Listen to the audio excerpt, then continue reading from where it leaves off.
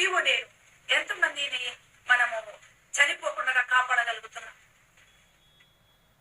స్త్రీలే కాదు, ప్రతి ఒక్కరు కూడా నీవు నేను చేయాల్సింది ఏంటిదంటే, జెండర్ డిఫరెన్స్ అనేది మనం ఇక్కడ పెట్టుకోకూడదు.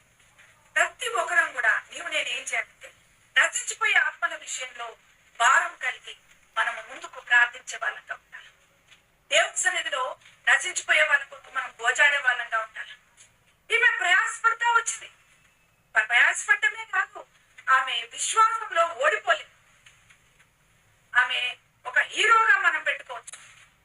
విశ్వాసానికి ఆమె ఒక హీరోగా నిలబడుకొని విశ్వాసంలో ఆమె ఆ బిడ్డను భద్రపరిచి ఆ ధైర్యంతో ఆ బిడ్డకు, అంటే ఒకవేళ ఆ బిడ్డ దొరికినా కూడా తల్లిని ఆ తండ్రిని అందరినీ తీసుకుని చంపేసే వాళ్ళేమో ఫరో.